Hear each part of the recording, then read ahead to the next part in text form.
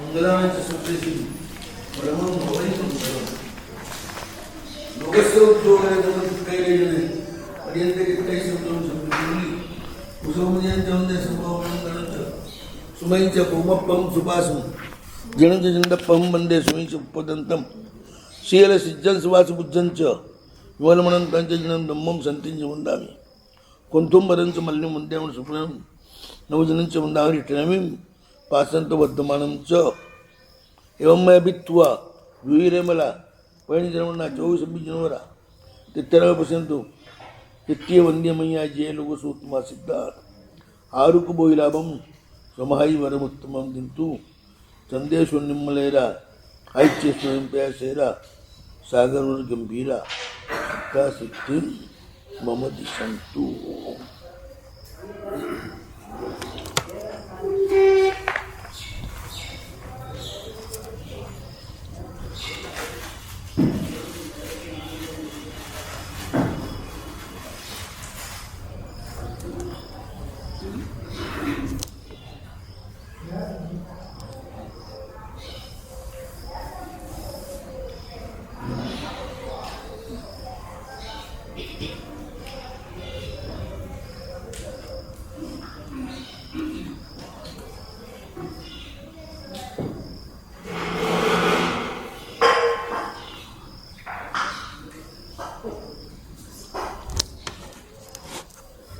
પ્રભુની જે પ્રાર્થના છે એ નિદાન રૂપ નથી, એની આપણે ચર્ચા કાલ જોઈ લીધી. એમાં કે તીર્થંકરનું નિદાન કરવામાં શું વાંધો છે કે ઘણો મોટો વાંધો. નિદાન બધા જ તેના જે ગુણ છે એને નથી આપતા. એટલે નિદાનના કારણે એની સીમા બંધ થઈ જાય છે. એટલે પછી એ અસીમ જે ગુણ પ્રાપ્તિ છે ને એ નથી થતી. તીર્થંકર એટલે એ નિદાન થઈ શકે એવું જ નથી. છતાં કોઈ કરે તો એ ગલત છે.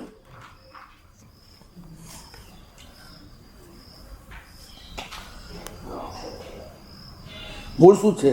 તીર્થંકરની ઈચ્છા શું કામ કરે? એમનો અદ્ભુત વૃદ્ધિ વૈભવ જોઈને. એ તો કરવાની જરૂર જ નથી ને. મને પણ આવી વૃદ્ધિ મળે, હું તીર્થંકર બનું તો. એટલે આમાં એમની આત્મોપકાર નથી, જો બાહ્ય ઉપચાર જે છે એમનો વૃદ્ધિ સિદ્ધિનો વૈભવ એને જોઈને કરે છે ને. એટલે વૃદ્ધિના રાગના કારણે ધર્મની જે પ્રાર્થના છે ને એ પણ મોહ છે.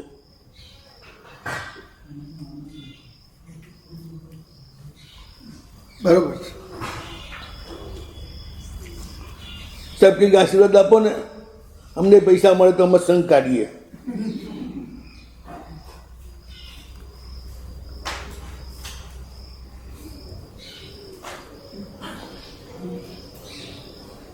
એટલે દેખાય છે ધર્મ, પણ વાત છે સમૃદ્ધિ પ્રાપ્ત કરવાની.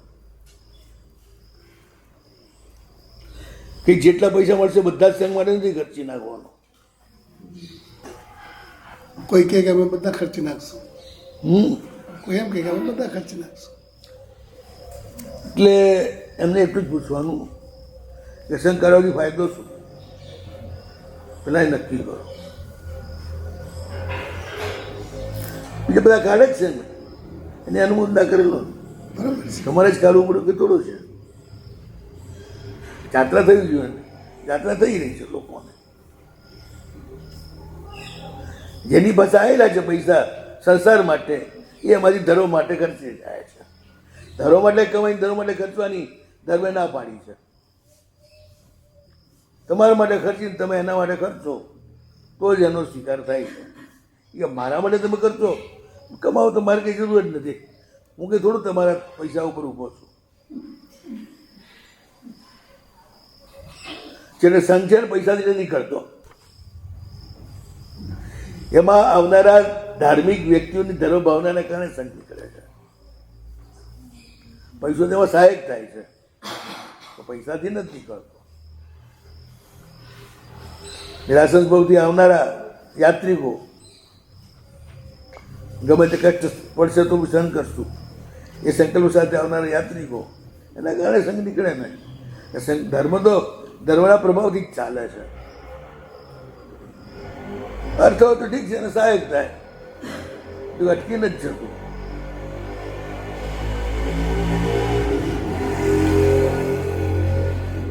એટલે નિર્વાણાનું બંધી જે કુશલ પરિણામ છે ને એ આપણે ઈષ્ટ છે, એમાં એ બાધા ઉત્પન્ન કરે ને.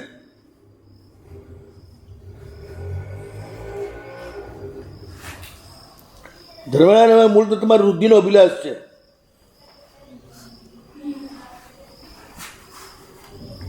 ધર્મના અભિલાષથી વૃદ્ધિ મેળવો છે એવું નથી. ધર્મના નામે વૃદ્ધિનો અભિલાષ છે. અભિલાષ કોનો છે? વૃદ્ધિનો. નૈષ્ઠ ભાવનું વિબંધક છે.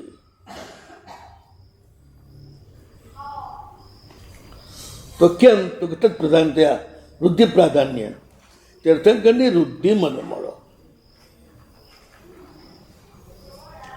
તીર્થંકરની જેમ હું સમગ્ર વિશ્વનો ઉપકાર કરનારો હતો, તો વાંધો નહીં. એ તો નિદાન બને નહીં. નિદાન કોઈ પણ પૌદ્ગલિક વૃદ્ધિ ને પકડો તો જ નિદાન થાય. નિદાન પૂતગલ પર્યાય સિવાય બને નહીં.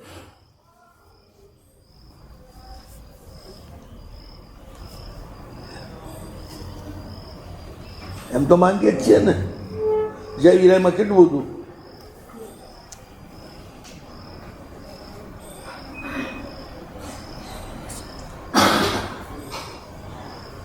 બહુ નીકળ્યો મગાનું કર્યા ઇષ્ટબલ સિદ્ધિ લોક બચાવ ગુરુજન પૂવા પરાતરણ. આમાં ક્યાંય સુખની રીતિ સમૃદ્ધિની આશા આવતી જ નથી ને. નિદાન તો કંઈક હોવું જોઈએ પક્કડ, તો નિદાન બને.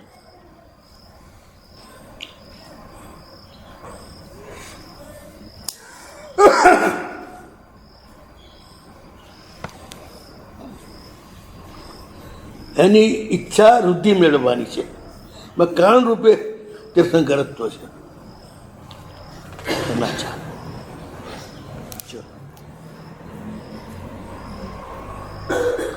આજે છે તત્વદર્શન નથી, પરમાર્થ નથી, વિપર્યાસ છે. આવા બધા નિદાને અને એનું કારણ શું? એ કરે શું? તો નરક પાતાદી સાધનો નરકમાં લઈ જાય.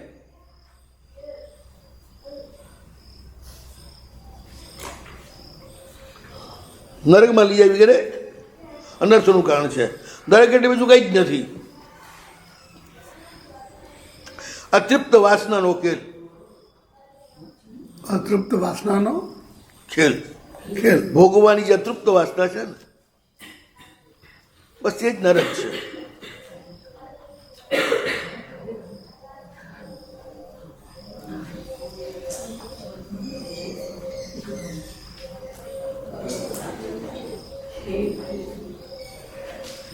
એટલે કઈ બી તમે માંગ્યું ને, માંગેલું વળગી પડે, પછી વળગાડની છે, પછી છૂટે નહીં. અને એ માંગેલું છે એનું ચરમ પરિણતિ સડવાની જ હોય. તમારે પછી સડેલા હાથે જ પધારવો પડે, પછી એ નરક. બધું જ સડેલું મળે, બગડેલું મળે. નરકમાં શું છે? મરતો તો છે જ નહીં. મરતો ન હોય છતાં વારંવાર મૃત્યુની વેદના ભોગવે. એટલે આ કોઈ મનોમય જ જગત થઈ ગયું. આપણે ત્યાં જઈને ઊભા હોઈએ નરકમાં તો આપણને કંઈ દેખાય નહીં, પેલો અનુભવ ના થાય. એ વૈકરી શરીરધારી ત્યાં ઉત્પન્ન થયેલા એ આત્માઓને જ થાય ત્યાંના તે વાતાવરણનો અનુભવ. કોઈના પર સપનાનો અનુભવ કોને થાય? તે વ્યક્તિને જ થાય ને, બીજાને થોડો થાય. અચ્છા, ગાંડો થઈ ગયો, એને મનની જે ભ્રાંતિ થઈ ગયો અનુભવ એને થાય કે બીજા કોઈને થાય? એને બસ સ્વર્ગનો અનુભવ બી પર્ટિક્યુલર છે, નરકનો અનુભવ બી પર્ટિક્યુલર છે. મનુષ્યનો અનુભવ જેવો છે જે સર્વસાધારણ છે, બધાને જોઈ શકે, જાણી શકે અને અનુભવી શકે, એ ઔદારિક શરીરનો અનુભવ છે. આ યથાર્થની ભૂમિકા ઉપર છે. એટલે જ એના ભાવ, મંદતા, ભાવોલ્લાસ, આ બધાનું અલગ અલગ ફળ મળે તમને. ઔદારિક ભાવ. હા, એવો ભાવોલ્લાસ આવે કે બે ઘડીમાં કેવળ જ્ઞાન થઈ જાય. દેવલોકમાં ગમે તેટલા તીર્થંકરોને સાંભળે ને, ગમે તેટલા કલ્યાણકો કરે, પણ એ ભાવોલ્લાસ થોડો આવે. એમના માટે ફોર્માલિટી છે, રોજનું થઈ ગયું. તો એ વસ્તુ આપણે રોજની થઈ જાય તો ફોર્મેલિટી થઈ જાય. હા જ તો. પણ મનુષ્ય માટે એવું નથી. મનુષ્ય રોજ જમે છે ને તો રોજ ટેસ્ટી જમે છે ને રોજ એમાં મજા આવે છે.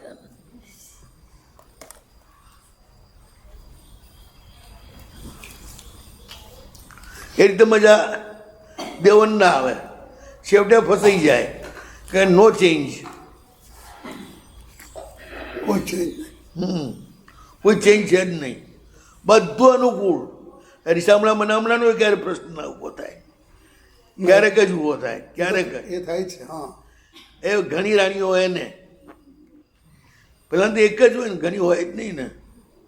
મોટાભાગના સામાનિક દેવો નતો, જે હાર્દિક દેવો હોય ને, અને ઘણા દેવો પોતાની દેવી હોય જ નહીં. સર્વસાધારણ દેવીઓ સાથે જ પ્રેમ કરે લે. અપરિગૃહિતા પણ ઘણી હોય ને, એ બસ એ બધી લીવ એન્ડ રિલેશનશીપમાં રહે, જ્યાં યાદ જ્યારે હોય. ના રહે ગંગા દેવી વ્રત સાથે 1000 વર્ષ સુધી. ગંગા દેવી ભરતને જોઈને મોહિત થઈ ગયા, અત્યંત રૂપવાન તપરત. 1000 વર્ષ સુધી રૂકી કાઢ્યા પોતાના ભવનમાં. ગંગા દેવી એમની સાથે 1000 વર્ષ સુધી ભોગ કર્યો. અપરિકૃત દેવું તો બધું લીવ રિલેશનશીપ જ હોય, એમની મરજી હોય ત્યાં બધું રાખે સંબંધ, ધરાઈ જાય એટલે કે ચાલો પધારો હવે બીજો કોક. લક્ષ્મી દેવી ને સરસ્વતી ને બધી અપરિગ્રહિતાઓ જ છે ને.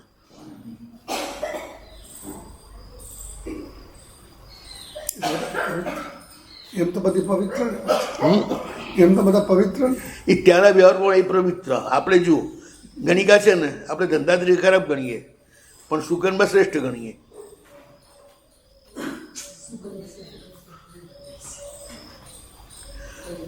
ભંગી છે, શુકરમાં શ્રેષ્ઠ ગણાય. કેમ? ગામ આખાની ગંદકી એનો નિવેડો કરે છે, બરોબર. દરેક માં કરે છે પણ પોતાના દીકરાનું છે કે પોતાના પતિનું કે જે હોય ઘરનું, બીજાનું ના કરે. ગામનું કરે માટે ભંગી, આખી દુનિયાનું કરે માટે ભગવાન. માત્ર ઘરનું કરે માટે માં. ને ગણિકા જે છે એ જે દુષ્ટ પુરુષો છે, જેને છોકરી મળતી નથી અને ઉત્તમ સ્ત્રીઓને જેનાથી શીલખંડનનો ભય છે, એવા બધા એને હાચવી લે છે. એ સમાજમાં જે બહુ મોટી અરાજકતા પેદા થાય એને રોકી કાઢે છે. આ બી એક પીડા છે અવનવા પુરુષોને હાચવવાય, ને એ પીડા ભોગવે છે માટે મંગળ બની જાય છે. એનાથી સમાજની વ્યવસ્થા બહુ સારી રીતે સચવાઈ જાય છે, બધાના શીલ સદાચાર સચવાઈ જાય છે. માટે એને આપણે સુગમ રૂપ ગણી. એ પોતાના એકના જીવનના ભોગે અનેક સ્ત્રીઓના શીલ સુરક્ષિત કરી દે છે. પહેલાંથી દરેક પુરુષને સ્ત્રી મળે એવું હતું જ નહીં. જેનું પુણ્ય હોય ને જેની યોગ્યતા હોય એને સ્ત્રી મળતી. અને ઉત્તમ સંતતિના હિસાબે પણ એક પુરુષને 100 જણા દીકરી આપનાર મળી જાય, કારણ કે લગ્નનો હેતુ ઉત્તમ સંતતિ ઉત્પન્ન થાય એ હતો. તો ઉત્તમ બીજો એવા પુરુષને પસંદ કરે તો ઉત્તમ બાળકો થાય, તો રાષ્ટ્ર મજબૂત થાય, ધર્મ ચાલે. હીન પુરુષો પાસે સંતતિ ઉત્પન્ન કરાવવાનું પહેલાં યોગ્ય નહોતું માન્યું.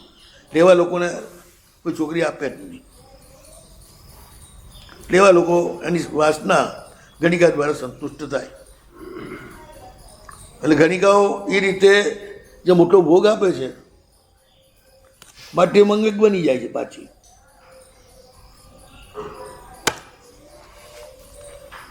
મુખ્ય વાત આપણી તો એ છે અવતારી દેહમાં જ આ બધી ભાવના ચડાવ ઉતારની અને બધી વ્યવસ્થા છે. વૈક્ય દેહમાં નથી, સમૂર્છિમ દેહમાં નથી. સીધી સાદી વાત ગુરુમાં જ કહેતા ને, જેના ગુરુ ન હોય એને ગુરુ કરાય નહીં, અને જેનો બાપ ન હોય એને દીકરી દેવાય નહીં. ગર્ભ જ હોય એને જ બાપ હોય ને મા હોય ને. જે લોકો સ્ત્રી પુરુષ વેદના ઉદય તરીકે છે પણ એ ઉત્પન્ન નથી કરવાના નવી સંતતિ, એ તો ઉપાશ્રયમાં જ ઉત્પન્ન થવાના છે ને. જે લોકોમાં કોઈ મા બાપ છે જ નહીં, કશું સગું લાગે જ નહીં. મારા સ્ત્રી અને પુરુષ બે જ છે, કોઈ ભાઈ નહીં, બેન નહીં, માતા નહીં, પિતા નહીં, કાકા નહીં, કાકી નહીં, કશું નહીં. આપણો સગપણનો ફેલાવ કેટલો છે. એક જ વ્યક્તિનો મોહ અનેક વ્યક્તિમાં ફેલાઈ જાય છે, એટલે મોહ પાતળો પડી જાય. ત્યાં તો બંનેનો એકબીજા ઉપરનો જ મોહ રહ્યો ને, ત્રીજું કોઈ પાત્ર જ નથી ને. અને એ બાંધેલા જ છે. જેના જે ઉત્પન્ન થયા હોય ને, જેની જે દેવી હોય, 1 હોય કે 10 હોય. મોટા જે હોય ને વિમાનાધિપતિ, એની પણ 8 રાણીઓ હોય, પણ બધું જ બાંધેલું.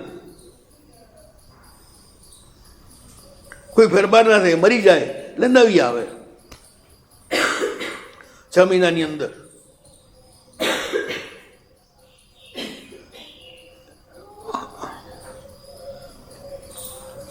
લલિતાંગ જેવા કોક જ હોય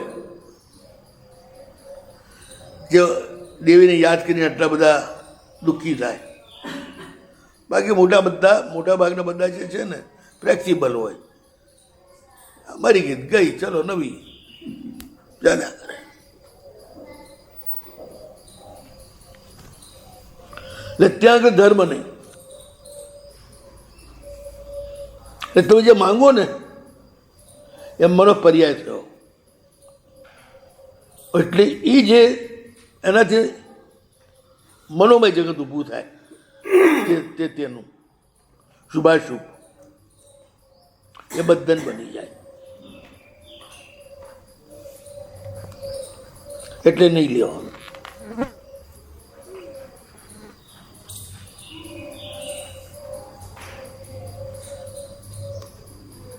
આ સંસ્થા જે છે ને, આ સંસ્થા ભાષા જે છે ને, આ સંસ્થામાં લીલો માંગવાનો છતાં માંગો છો, એક જાતની મૃષા થઈ.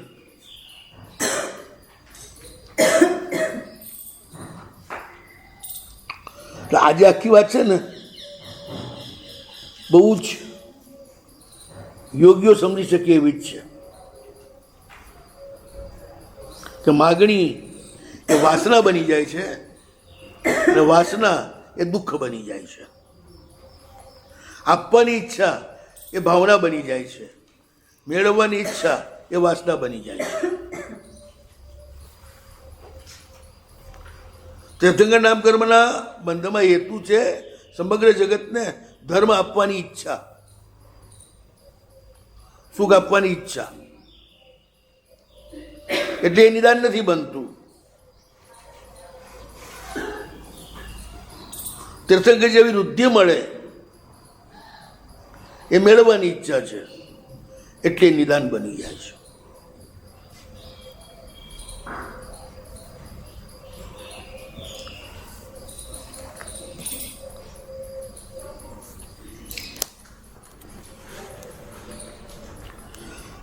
ભાષાઓના 4 પ્રકાર છે ને, એમાં એક તો સત્યા, એક મૃષા, સત્યામૃષા એક અસત્યામૃષા, એ ચોથી ને અસત્ય, એક અસત્યામૃષા, ચોથી અસત્યામૃષા અસત્યામૃષા તો ત્રીજી સત્યામૃષા સત્યામૃષા એટલે સત્ય અસત્ય કોઈ પેલું સત્ય પણ ને અસત્ય પણ નહીં. આ ચતુર્થ ભાષારૂપ છે. વ્યવહાર ભાષા નિદાન જે છે ચતુર્થ ભાષારૂપ છે, એટલે ઉપાધ્યાય નથી.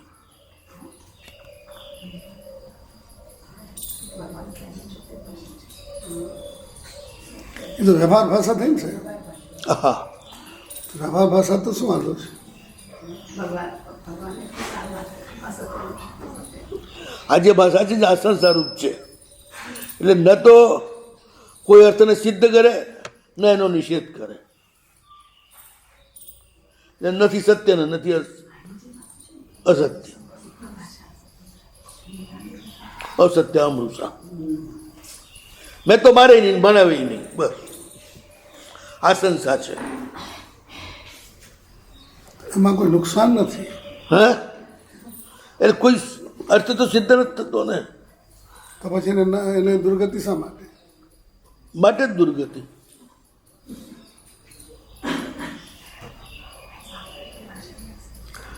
જે સાચું જ નથી એ તમે માંગો તો પછી શું થાય? દુર્ગતિ થાય ને. તમે એવા જ અસત્ય જગતમાં પહોંચી જાઓ. પછી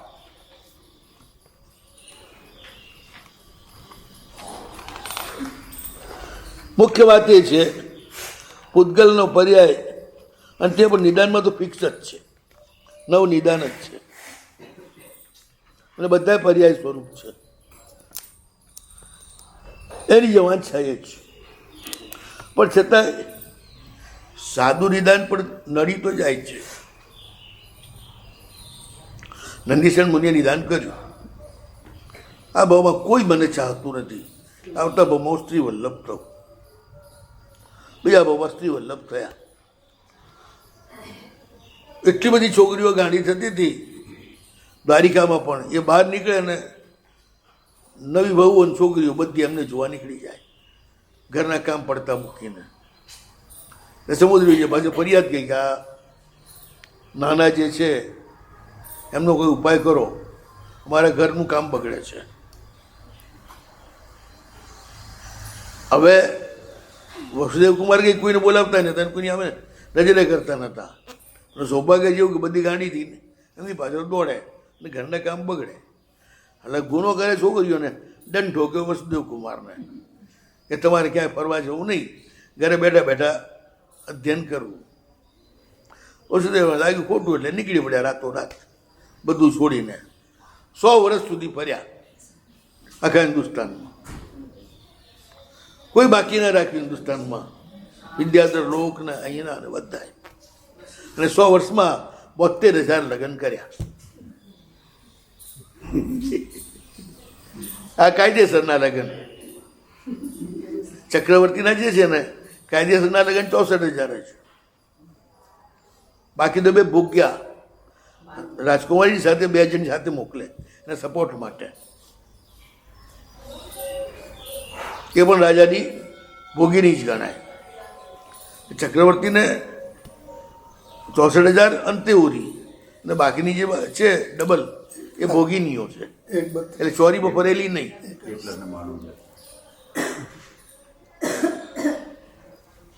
સામાજિક જવાબદારી નહીં, નૈતિક જવાબદારી ગણાય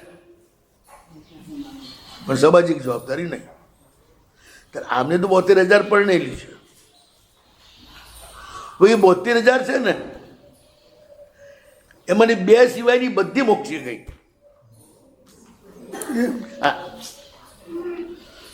દમયંતી એમની પત્ની થી બીજા ભાવમાં, વસુદેવની પત્ની છે છેલ્લા ભાવમાં દમયંતી, મોક્ષે ગઈ એ ભાવમાં.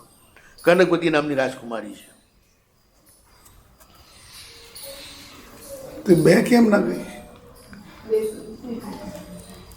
દેવકી અને રોહિણી, કૃષ્ણની માતા, અને રામભદ્રની એટલે બલરામની માતા, 2, અને પોતે સંયમ ન લઈ શક્યા. દુર્ગતિમાં ન ગયા પણ સંયમ ન લઈ શક્યા. તો એ અંતરાય આવી ગયો. નિયાણું તો દુર્ગતિમાં જ લઈ જાય.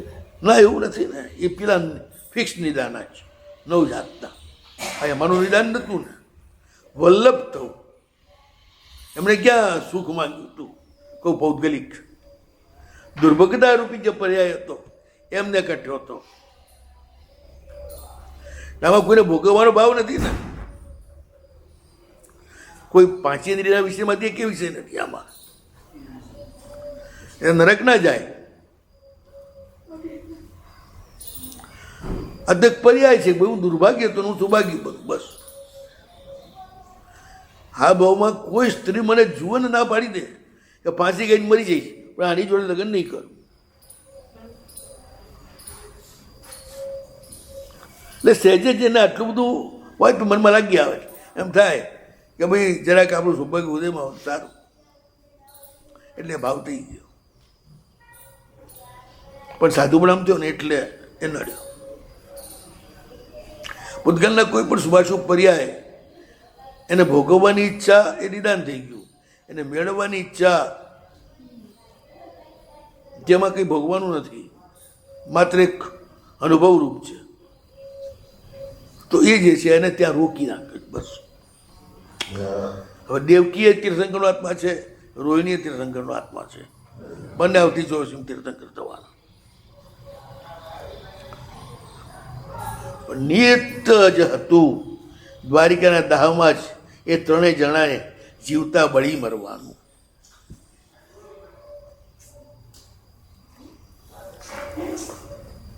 માતા પિતા 3 અને 2 ભાઈ, 5 જણા દ્વારિકામાંથી બહાર નીકળે છે. દરવાજે આવ્યા ને રથ ખોટકાઈ ગયો, કોઈ રીતે ચાલે નહીં. પરત મરી ગયા તો પોતે ખેંચે છે 2 ભાઈ. મા બાપને બચાવવા છે લઈ જવા છે. દ્વૈપાયન કહે છે કે તમારા 2 સિવાય કોઈ બચવાનું નથી. જેટલાય દીક્ષા લીધી એટલા બચ્યા, બાકી બધાએ અહીં ફરજિયાત બળીને જ મરવાનું છે.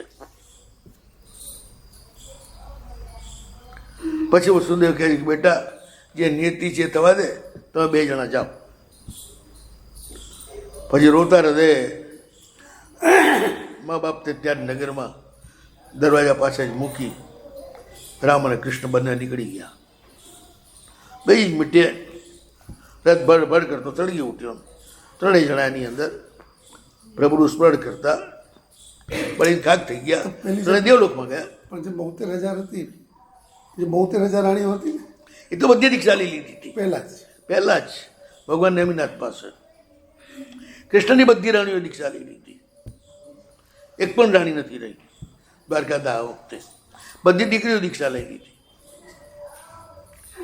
કૃષ્ણની બધી જ મમ્મીઓ દીક્ષા લઈ લીધી. સમજો ને, 72,000 મમ્મી તો કહેવાય જ ને.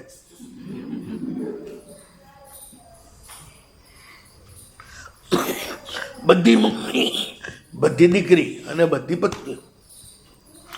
એવું કોઈ નથી થયું જેના બધાએ દીક્ષા લીધી હોય અને બધાને પ્રેમથી દીક્ષા અપાવી કૃષ્ણે. એનું પુણ્ય એટલું બધું બંધાયું છે એમનું કે નેમનાથ કરતાં વધારે એ પૂજાય છે નરકમાં હોવા છતાં ભગવાન તરીકે. આ સંયમની અનુમોદના એનું પુણ્ય છે. અને પાછું દંડેરો પીટાયો હતો ને, જે બી દીક્ષા લેશે એની જવાબદારી મારી. એને એવું શું કારણ કે આટલો બધો સંયમ પ્રત્યે પ્રેમ થઈ ગયો? તથાભવ્યત્વ. જ્યારે તીર્થંકરનું તીર્થંકરત્વ જેમ છે તથાભવ્યત્વનું, એમાં આ તથાભવ્યત્વ વિશેષ હોય છે દરેકનું અલગ.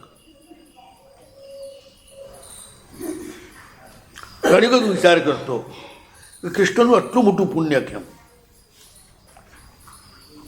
નેમિનાથની હાજરીમાં જ, એટલે અત્યારે નેમિનાથે છે ભગવાન તરીકે પૂજાય છે ને, એમની હાજરીમાં જે એમના કરતાં વધુ પૂજાય છે આખા વિશ્વમાં. કૃષ્ણ જેટલા વ્યાપક કોઈ પૂજાતું નથી, એક પણ તીર્થંકર નહીં. રામ પણ કૃષ્ણ મંદિર જેટલા છે એટલા રામ નહીં. અને કૃષ્ણની પાછળ જે મેડનેસ છે લોકોની, હા, એવી રામ પાછળ નથી કોઈની.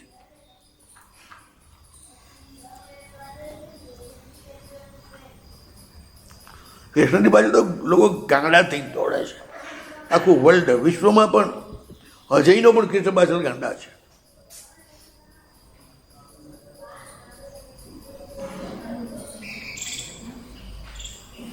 એક એટલે અસાધારણ જે પ્રેમ છે ને શ્રમણત્વ પ્રત્યેનો,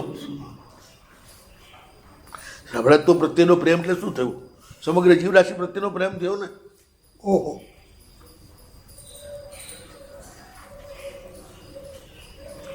સાધુ પણ તો એ જ છે ને.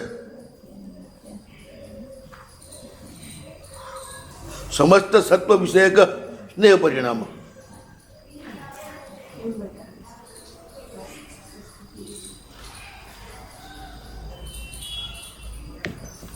એટલે સાધુઓના પાલન કરતા સાધુ પ્રત્યેનો સદભાવ જેટલો તમારો વધારે હશે ને, આપણામાં પણ એ જ જોઈએ. હા બિલકુલ, એ જ બોધી છે ને. આપણે પોતે સાધુ છીએ. એટલે ના ચાલે ને. સાધુ હોય છતાં સંસારનો પક્ષપાત હોય.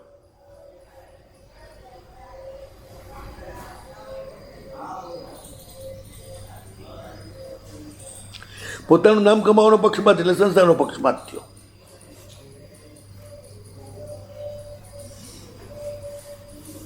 અને પક્ષપાત બહુ સૂક્ષ્મ હોય છે, તમને ખ્યાલ પણ ના આવે કે આ પક્ષપાત છે.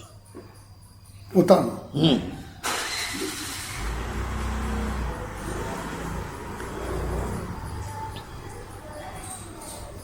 એટલે મૂર્તિને જો તમે સામાન્ય વાત કરો, 5 જગ્યાએ સાધુ સાધ્વીનું યાવત ધામ છે, તમે કોના ઉપર ધ્યાન આપશો? જેમાં તમે હિન્દુઓ છો એના ઉપર.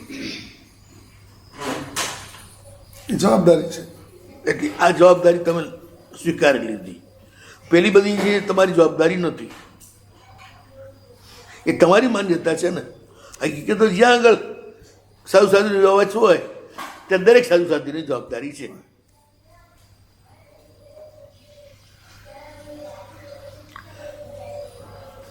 તમારા સમુદાયની જવાબદારી હોવા છતાંય એ પણ નથી, પણ લઈ લીધી. તમે સમજી લો. એના બદલે તમે બધા જ સમુદાયના સાધુ સાધુની જવાબદારી લો છો, એટલે એ પાછું વિશાળ થઈ ગયું. પણ જે પર્ટિક્યુલર તમે એના માટે બનાવ્યા છે ત્યાં ધ્યાન આપો છો, બીજા એવા જે હોય એના ઉપર ધ્યાન નથી આપતા, એટલે પાછું પક્ષપાત પણ થઈ ગયો. આ સૂક્ષ્મ પક્ષપાત કહેવાય. એટલે એ શુભ છે પણ એ મોક્ષનું કારણ નથી બનતું, એ સંસારનું કારણ બને છે. પુણ્ય વધે અને ફેર તમે વધારે સારી સામગ્રી પ્રાપ્ત કરો, એ બહુ ઘટે નહીં.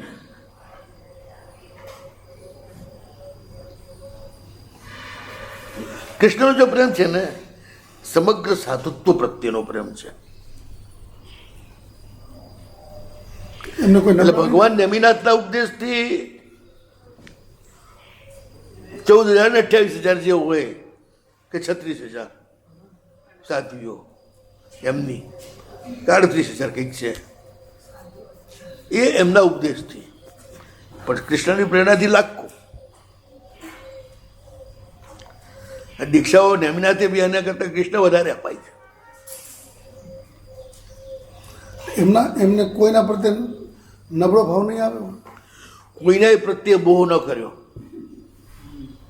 ગઈકાલે યુદ્ધ કરીને પરણીને જે બનગમતી છોકરીને લાયા હોય એ આજે કે દીક્ષા લેવી છે, જા. ઓહ,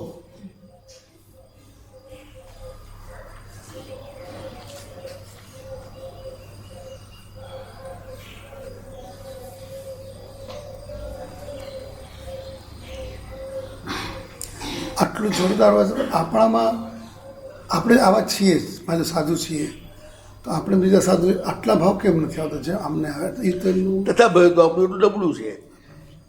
એનું તીર્થંકરનું તથા ભવ્ય હતું ને. તીર્થંકર નામ કરો બંધનું કારણ જ આ જ હતું ને, શ્રમણો પ્રત્યેનું વાત્સલ્ય. એ તીર્થ વાત્સલ્ય હતું ને, એ જ પ્રવચન વાત્સલ્ય, એ તીર્થ વાત્સલ્ય. 20મું પદ. કોઈ પછકાણ તો છે નહીં એમના જીવનમાં.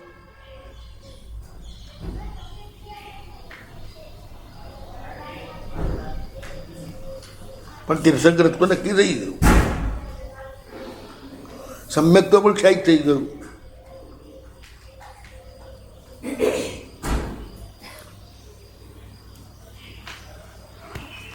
એટલે એ જ અઘરું છે ને બહુ જ અઘરું છે. આટલા સમજુ શાણા હતા અને પછી એ ખાલી કથાનક છે કે મારે નરકમાં નથી જવું. તો વાત છે ખાલી એમ જ. ભગવાન કહે તારે નરકમાં જવાનું, પણ હું તમારો ભાઈ નરકમાં મારે જવું પડશે. આ ભાઈ કે આ તે આટલા યુદ્ધો કર્યા ને, વ્યવહારિક દેહથી જેટલું કર્યું છે એની સાથે વાસના જોડાયેલી છે, એટલે તો એટલું દેહના માધ્યમથી જ ભોગવવું પડે. નિકાચિત થઈ ગયું છે. એમાં પણ તીવ્ર અધ્યવસાય હતો ને તે વખતે યુદ્ધમાં. એમાં તીવ્ર અધ્યવસાય, પેલો બી તીવ્ર અધ્યવસાય. આ અધ્યવસાય એટલું બધું પુણ્ય આપ્યું, એટલું બધું પુણ્ય આપ્યું કે આખી દુનિયાની પાછળ ગાંડી જાય. પેલા કર્મ નરકમાં. આટલું તો પાછળ ભગવાનનું એ નથી. અપેક્ષા આખી દુનિયા ગાંડી થાય એવું તો નથી જ.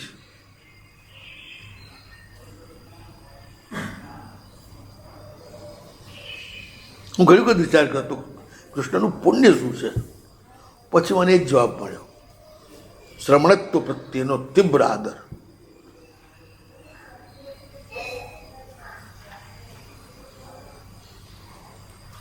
ચરમ કક્ષાનો આદર છે ને કહેવાય ને. બધી જ દીકરીઓ દીક્ષા આપી દેવી એ સહેલું થોડું છે.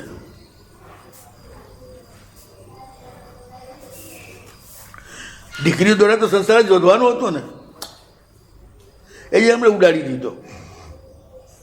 અને દીકરાએ લગભગ એમના મોક્ષે જ ગયા ને.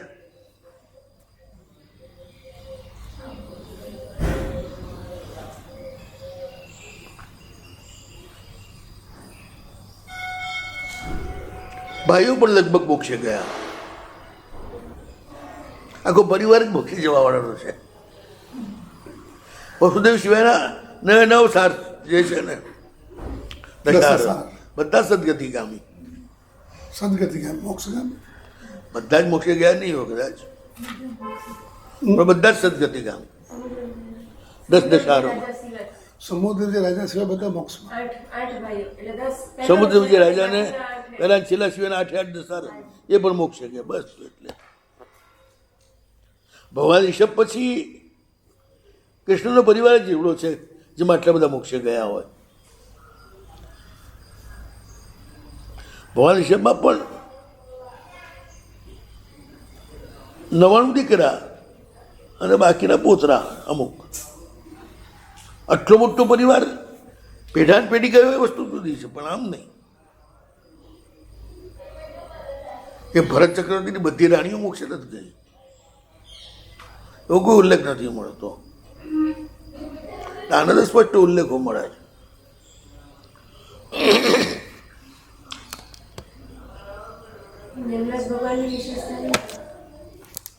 એટલે આ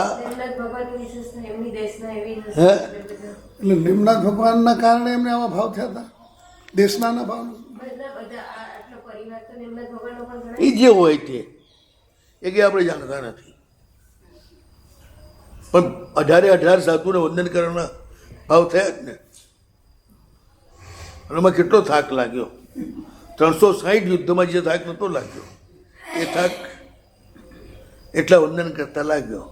એટલે ભગવાને કહ્યું ને તે આટલો ભાર ઉતાર્યો, ઠેઠ 4 નરક તારી ઉતારી નાખી. કર્મ તો એટલા થાય 7મીમાં જ જાય. એ બધા જ માત્ર નિકાચિત નહોતા એટલા બધા તૂટી ગયા, નિકાચિત હતા એટલા બાકી રહ્યા.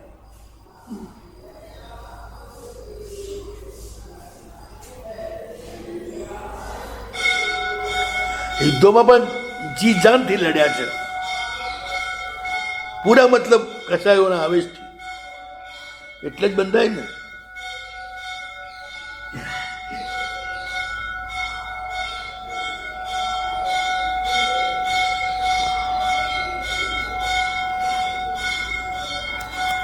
ભાઈ તમે જ્યાં કહ્યું હરગુ બોઈલાબમ સમાવર ઉત્તમ દિનતું ભગવાન આપતા નથી, તમે માંગો છો એ તમારી ભાષા અસત્ય ભૃષા થઈ ગઈ ને.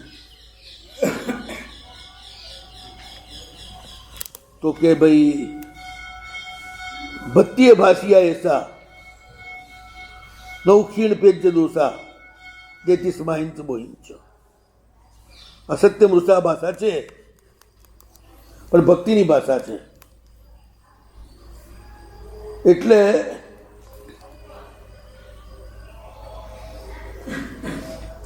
જેમાં રાગ અને દ્વેષ ક્ષીણ થયા છે અને એટલે જે સમાધિને બુદ્ધિ આપે છે. નહીં કે છે જેના રાગ અને દ્વેષ ક્ષીણ થયા છે એ સીધે સમાધિને બુદ્ધિ આપે. એમને નથી રાગ નથી દ્વેષ એ આપે જ સી રીતે. અને તમે માંગો છો એટલે સત્ય મૃષા ભાષા થઈ. તો પથણા તવી ન મુસાવાઓ એ તવિજ્ઞયો તપણિહાણાઓ ચિય તદગુણો હંદી ફલ ભાવા. કે ભાઈ આ પ્રાર્થના છે છતાં એમાં મૃષાવાદનો દોષ નથી લાગતો. કેમ? તો કે એમના પ્રણિધાનથી કે ફળ મળે છે માટે. ફળ ન મળતું હોય તો અસત્ય ગણાય, પણ ફળ મળે છે એમના પ્રણિધાનથી.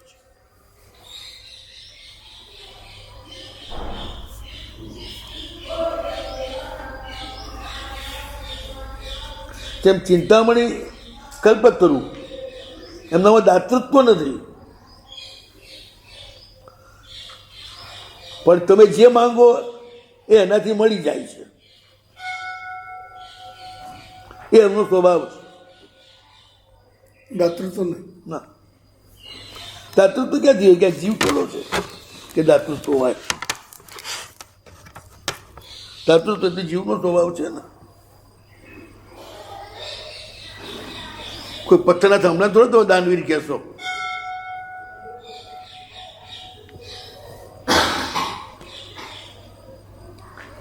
ચિંતામણી આદિહિમ ગાઉ સવા સમિયમ વત્તુમ પાવંતી ત જીણઈ તેસીમ રાગાદ અભાવ એવી. રાગના અભાવમાં પણ પરમાત્મા ચિંતામણીની જેમ બધું જ પ્રભુથી મળે છે. પ્રભુ આપે છે એમ કેવા કરતા લોકો પ્રભુથી મેળવે છે યથેષ્ટ વસ્તુ.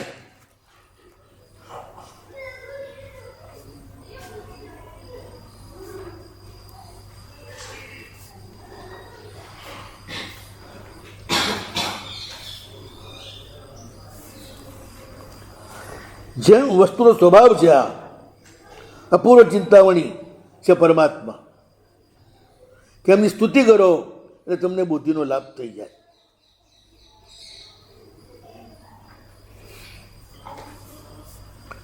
ભક્તિપૂર્વક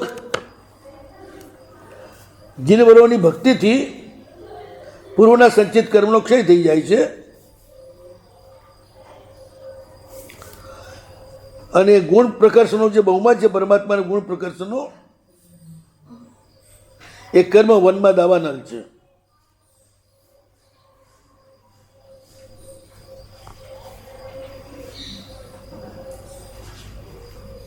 એટલે પરમાત્મા વિતરાગ હોવાના કારણે આરોગ્ય બોધિ વગેરે આપતા નથી, દાતૃત્વ નથી એમનામાં. તો ભાઈ દાતાપણું આવે તો કર્મ બંધ થાય, કર્મ બંધ થાય તો ભવ વધે. તો પછી આ પ્રયોગથી શું? તો પ્રવચનારાધન તયા સન્માર્ગ વર્તિનો મહાસત્વસ્ય તત્સત્તા નિબંધનમ એવ તદુપજાય ઇતિ ગાતાર્થ. આ જે તમે વાણીનો પ્રયોગ કરો છો એમાં પ્રવચનની આરાધના થાય છે અને એટલે સન્માર્ગ વર્તી એવા મહાસત્વવાન જીવને તત્સત્તા નિબંધનમ એવું પ્રભુનું જે અસ્તિત્વ છે એના કારણે જ બોધિ સમાધિ આરોગ્ય આ બધું પ્રાપ્ત થાય છે.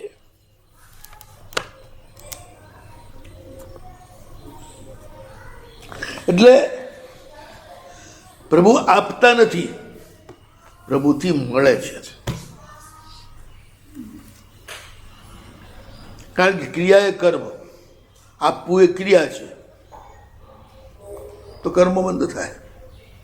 જો એમને આપતા નથી એમનો સંબંધ આપણે કહીએ છીએ આપો આપો ને મહારાજ, એ આપણું પ્રભુ તરફ નમ્રતા વ્યક્ત કરવા માટે છે. તમે બોલો એટલે તમારામાં એક નમ્રતાનો અવકાશ પેદા થાય તો પ્રભુથી અપાઈ રહેલું તમને મળી જાય. સૂર્ય આપી જ રહ્યો છે પ્રકાશ,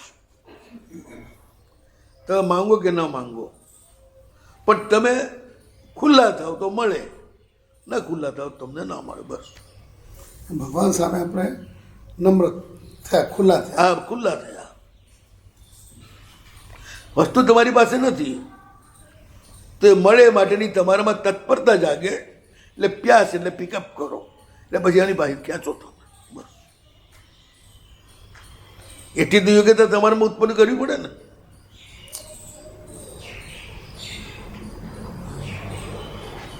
ધોધમાં પાણી જઈ રહ્યું છે એટલે 24 કલાક ચાલી જ રહ્યું છે. તમને તરસ લાગીએ ત્યાં જઈને મોઢું માંડી આ કરીને ખેંચો કરશો એટલે પાણી અંદર આવશે. તો ધોધે પાણી આપ્યું કહેવાય કે તમે પાણી લીધું કહેવાય? લીધું જ કહેવાય ને. પણ એમ તો કહેવાય ને કે ઝરણાએ પાણી આપ્યું. કોને પાણી પીવડાવ્યું? હાથે. ઝરણાએ પીવડાવ્યું. હાથ કરો તો આમ ખૂબો ઉભા ઉભા આકાશમાં કેવાય જાત. આપણે માટે ઝરણાએ પીવડાવીએ જ શબ્દ છે. ઝરણા માટે મેં પીવડાવી એ શબ્દ નથી. મારું તો વહેતું હતું, વહેવું એ મારો સ્વભાવ હતો. એમાંથી જેને નાવું હોય નાહી લે, પીવું હોય પી લે, જેને જે કરવું કરે, ગળા ભરવા ગળા ભરી લે, જેને જે કરવું હોય કરે. મારા તરફથી કોઈ પ્રતિબંધ નહીં, મારા તરફથી કોઈ પ્રેરણા નહીં. એટલે ભગવાનને પુણ્ય બંધાય નહીં અને તમને વસ્તુ મળી જાય. ઓહો, ભગવાનમાં કર્તૃત્વ ન હોવાના કારણે પુણ્ય બંધ ન થાય. એટલે બંધનમાં ના આવે. તમને સમજાવું. મુનિવરને દાન આપ્યું, એના કારણે પુણ્ય બાંધ્યું, એના કારણે 99 પેટીઓ રોજ આવી. આ બધું ભોગવ્યું. એ સાવધ્ય કે નિર્વધ્ય? ભોગવીએ સાબદ્ય. હા, એના પ્રધાન નિમિત્ત કારણ કોણ? મુનિનું દાન. દાન. દાન ક્યારે થયું? મુનિ હતા તો થયું. તો મુનિ એનું પાપ લાગે? દાન.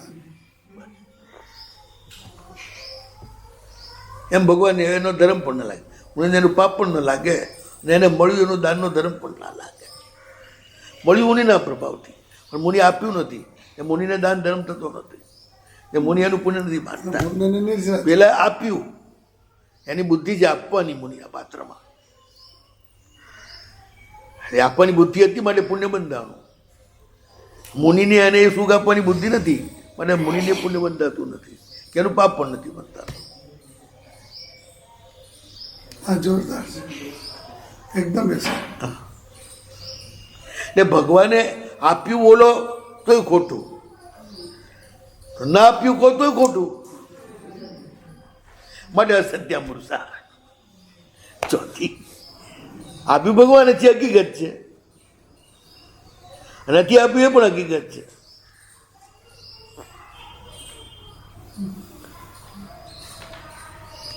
ચલો, આ પ્રાર્થના છે ને એ ચોથી ભાષા સ્વરૂપ છે, પણ પ્રભુ પરમ નિમિત્ત છે ને,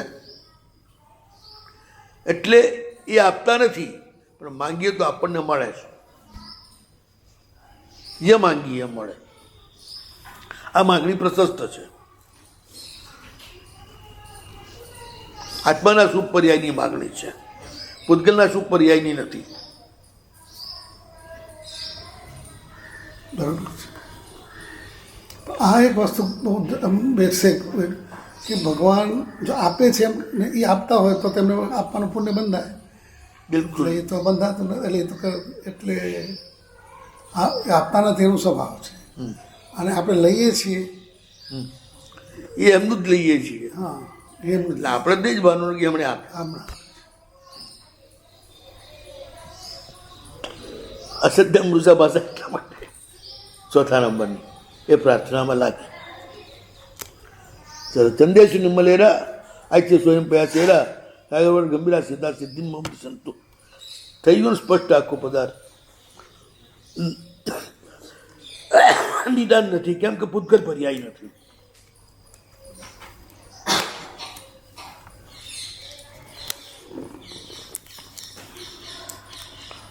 હવે પદ્યના અર્થે છે ચંદેશુ સપ્તમી પણ પંચમીના અર્થમાં છે. ચંદ્રેભ્યો નિર્મલતરા, સકલ કર્મ મળના દૂર કરવાથી ચંદ્રથી પણ નિર્મળતર છે. તથા આદિત્યભ્યો બી અધિગમ પ્રકાશ કરા, સૂર્યથી પણ અધિક પ્રકાશ કરનારા છે. કેવલના ઉદ્યોગથી વિશ્વનો પ્રકાશ કરે છે. કર્મમળના ક્ષયથી ચંદ્ર કરતાં નિર્મળ છે. કર્મનો ક્ષય એ નિર્મળતાનું દ્યોતક છે અને જ્ઞાનનો પ્રકાશ એ વિશ્વ પ્રકાશ દ્યોતક છે. ચંદ્ર આદિત્ય વગેરેની પ્રભા પરિમિત ક્ષેત્રમાં પ્રકાશ કરે છે. માત્ર 50,000 યોજન એમાં જ પ્રકાશ કરે છે. જ્યારે કેવલીનું જે અનંત જ્ઞાન છે લોકાલોકને પ્રકાશ કરે છે. સાગર સ્વયંભૂ રમણ સૌથી ઊંડો 1000 યોજન, તેનાથી પણ ગંભીર છે. પરમાત્મા પરિસર ને ઉપસર્ગ નાથી અક્ષોભ્ય છે. શીતમ માતમ એસમ ઇતિ સિદ્ધા, સાહેબજી કર્મના અભિગમથી.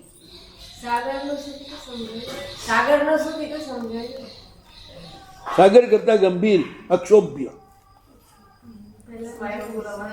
ક્ષોભ ન પામે. હા, સ્વયંભૂ રમણ સમુદ્રથી પણ અધિક. સ્વયંભૂ રમણ સમુદ્ર છે ને ઊંડો 1000 યોજન છે ગંભીરતા. પ્રભુ એનાથી વધારે ગંભીર છે.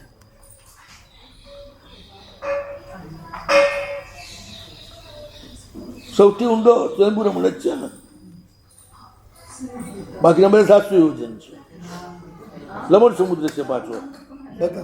બધા 1000 યોજન નથી, બધા 1000 યોજન નથી મને ખ્યાલ છે. લવણ સમુદ્ર છે લગભગ 1000 યોજન. અને બધા સમુદ્રો એક સરખા, ઊંડાઈ એક 700 ને 1000 એમ બે મને સામાન્ય યાદ છે ક્ષેત્ર સમાસમાં. જોજો ને તમે.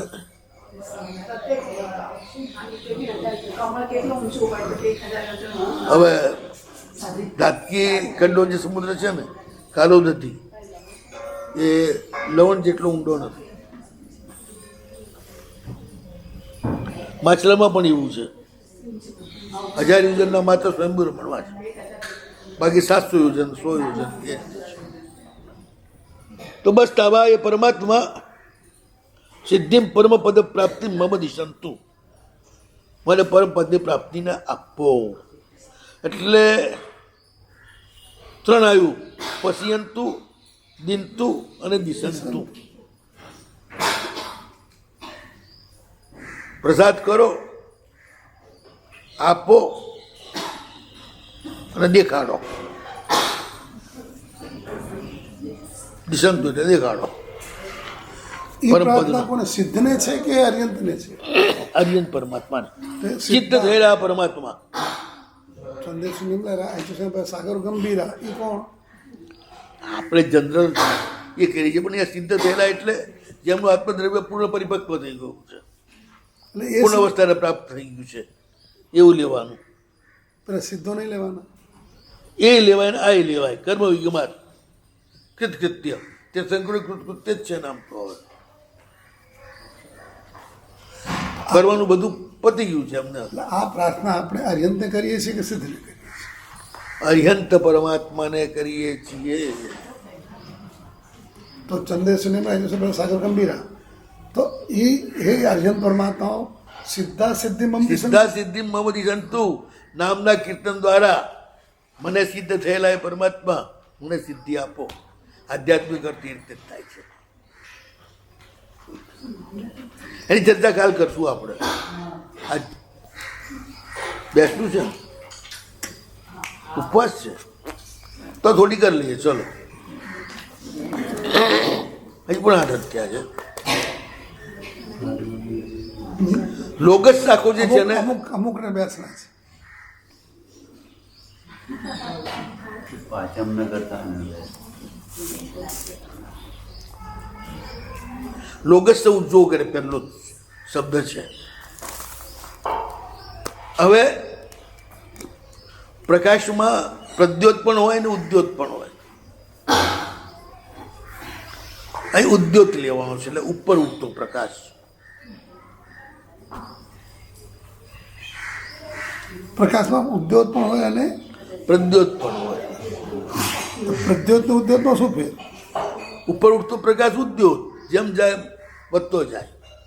પ્રદ્યોત એટલે ચારે બાજુ ફેલાતો પ્રકાશ.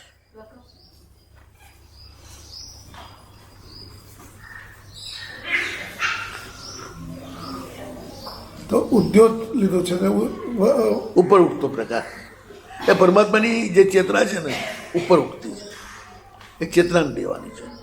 પ્રભુ અગ્નિ તત્વ છે ને 14મું સ્વપ્ન જે છે ને, તો અગ્નિ કેવી રીતે છે? નીચે નાની હોય, ઉપર ઉઠતી એમ મોટી પડી થતી જ જાય ને જ્વાળાઓ.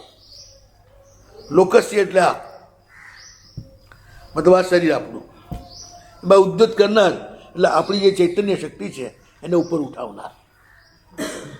આત્માની ચૈતન્ય શક્તિ એટલે આપણી કુંડલીની જે નીચે સુસુપ્ત છે એને ઉપર જગાડી ચડાવનાર એવા પરમાત્મા.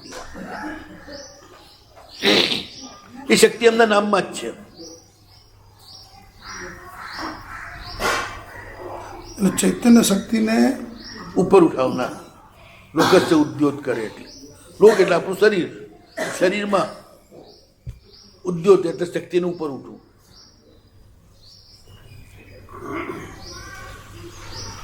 એવા એ અર્હતનું આપણે આ કીર્તન કરીએ છીએ. કીર્તન એટલા માટે કરીએ છીએ, કીર્તનથી જ ઉપર ઉઠે છે. હવે એ ચેતના ઉપર ઉઠે ને તો જ રજને મળ જાય, તો જરાને મૃત્યુથી મુક્ત થાવ. આપણે પણ મુક્ત થઈએ. અહીં જરા ના હોય ને પછી મૃત્યુ ના હોય. સમાધિ મૃત્યુને મૃત્યુ ગણ્યું જ નથી, ઘર બદલવાનું ગણ્યું છે.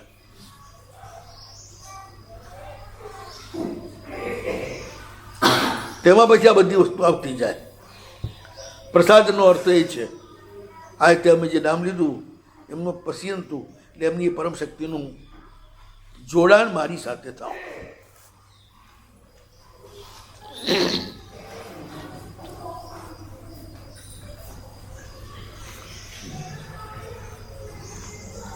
એ પશ્યંતુ. હા, પશ્યંતુથી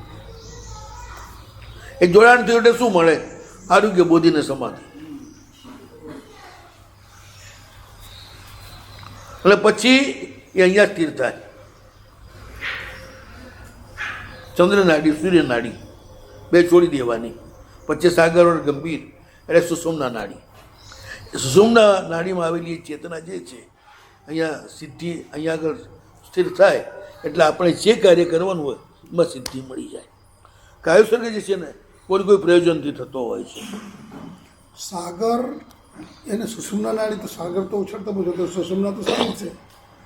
સુષુમ્ના સાગર જેવી જ છે, ઉપર. સુષુમ્ના સ્થિર કહેવાય ને? ના, કેમ? એટલે આમ સ્થિર. સાગરને ગંભીર કહ્યું ને, ગંભીરનો અર્થ શું થયો? સ્થિર. ઉછળતો નહીં, સ્થિર. ઉછળે છે એ પવનના કારણે, હા, એનો મૂળ સ્વભાવ નથી. આપણે અહીંયા ગંભીર જ લેવાનું છે. એટલે ચંદ્રનાડી છોડી દીધી, ચિરનાડી છોડી દીધી. સુષુમ્નામાં આવેલું જે પ્રાણ છે એ જ સિદ્ધિ આપે. એટલે કહ્યું પણ છે, ઈર્યાવી જે છે ને એ પ્રાણને સુષુમ્નામાં લાવવાની જ ક્રિયા છે. અને સુષુમ્નામાં આવ્યા પછી જ તમે જે ધર્મ ક્રિયા કરો, જે ક્રિયા કરો એ સિદ્ધ થાય. એ સિવાય સિદ્ધ થાય નહીં. સુષુમ્નામાં સિદ્ધ થાય. હા, પ્રતિષ્ઠા વખતે પણ આચાર્ય બરોબર છે. પ્રાણને સુષુમ્નામાં લાવવો પડે. હા, તે બરોબર છે. એ સુષુમ્નામાં આવે તો જ મૂર્તિમાં પ્રતિષ્ઠા સાચી થાય, નહીં તો ના થાય.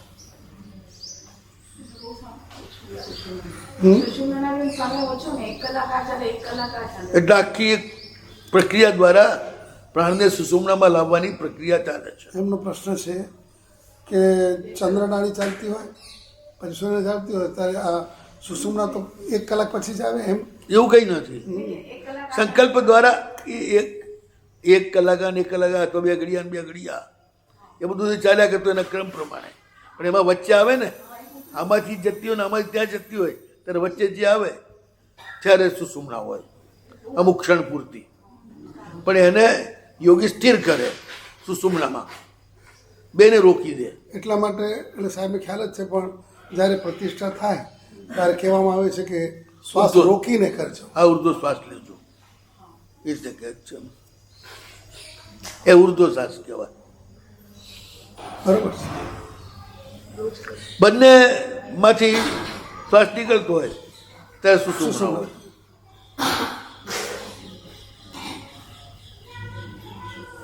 પછી શ્વાસ ક્યારેય ન નીકળતો ક્યાંય. શ્વાસ છે ને આપણે 16 આંગળ સુધી જાય ક્યારેક, પછી 12 આંગળ સુધી જાય, પછી 8 આંગળ સુધી જાય, પછી 4 આંગળ સુધી જાય, પછી છેલ્લે અંદર હોય ત્યારે આકાશ તકતો હોય એટલે સુષુમ્ના થાય એ ટાઈમે. પણ એવું નહીં શરદી થઈ હોય અને શ્વાસ ના નીકળે. આ સ્વસ્થ માણસ માટેની જ વાતો છે. અસ્વસ્થ માટે તો બધું ગરબડ જ હોય. ગરબડ થાય તો જ અસ્વસ્થ થાય. નિયમિત ચાલતી હોય જે રીતે ચાલી એ રીતે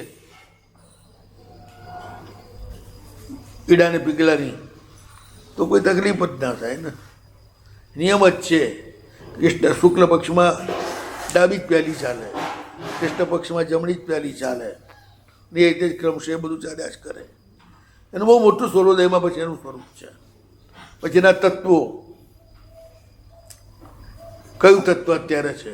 આકાશ જલ, એ બધા અગ્નિ તત્વ, આકાશ તત્વ, પૃથ્વી તત્વ, જલ તત્વ. દરેક તત્વથી અલગ અલગ કાર્ય થાય. જે વખતે જે તત્વ એ કાર્ય કરવું. આકાશ તત્વ આવે ત્યારે ધ્યાન જ કરવાનું, બીજું કશું નહીં કરવાનું.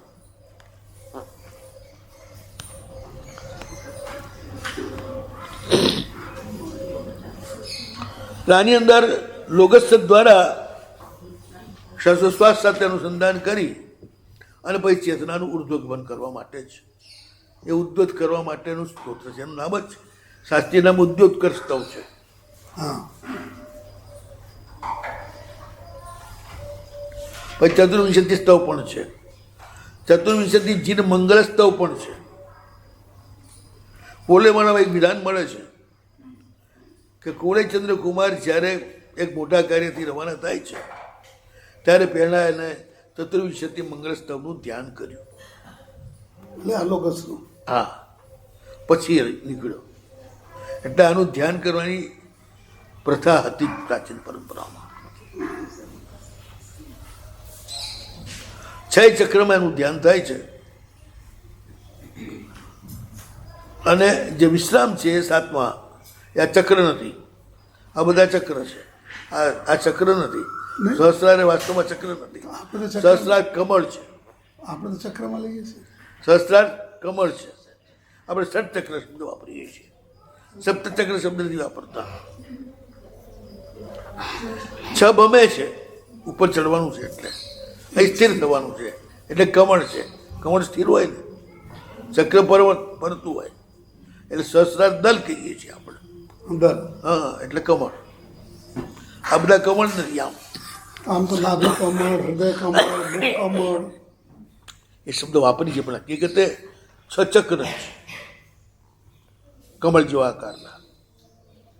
આરાઓ છો એટલે એની અંદર પરમાત્માનું ધ્યાન કરો. એ ઈડિયા છે ને કોઈ પણ કાર્ય કરતા પહેલા કરવાની છે ને. બસ આ રીતે સુષુમ્ના એટલે પરમાત્મા સાથેનું સાયુજ્ય, પ્રભુ સાથેનો તમારો સંબંધ થયો પછી તમે જે ક્રિયા કરો એ સિદ્ધ થાય. પ્રભુ તમારી સાથે ન હોય, જે ક્રિયા કરો એ સિદ્ધ ન થાય. જ્યારે પણ કરવી હોય ક્રિયા ત્યારે પ્રભુ ચેતના સાથે સંબંધ કરો. તો આમ તો શું છે, પ્રભુ પ્રાણ સ્વરૂપ છે અને પ્રાણ જે છે શ્વાસોશ્વાસ સ્વરૂપ છે. એટલે શ્વાસોશ્વાસનું ધ્યાન એ પ્રાણનું જ ધ્યાન છે અને પ્રાણનું ધ્યાન એટલે પરમાત્માનું ધ્યાન છે. પણ આજે એટલી આપણામાં સૂક્ષ્મતા નથી કે રીતે આપણે પકડી શકીએ. એટલે પછી આપણે લોગસનું બાહ્યાલંબન લઈ અને એ રીતે એને પકડવા પ્રયાસ કરીએ છીએ. આ વાત કાલે લેજો. હવે પૂરી થઈ ગઈ લોગસની. હવે આગળના બધા સૂત્રો ચાલશે. આ વાંચના બંધ નથી થવાની. અને સાહેબ સૂત્ર હોય તો સજામાં ચાલશે. અરે બ્રોજ પડી ઘણું કરવાનું જ છે ને. હાલો, પ્રતિક્રમણ એમાં વાંધો નથી. આનો અર્થ ચિંતનનો વાંધો નથી આવતો. અર્થચિંતન વાંધો નહીં, સૂત્ર તો પરિક્રમા બોલો, ઇડિયાવી કરવાનું બોલો રોજ. કેટલી વાર બોલશો? એ નિત્ય ક્રિયા છે. આ તો આ નિત્ય ક્રિયા છે આપણી વાંચના. હાલો, નવા હજાર નવ હજાર નવ દુઃખતાવણ એસો વચન મુખ કરશો અપનાશો મંગલાંચ સવેશન ભણવું મંગલમ.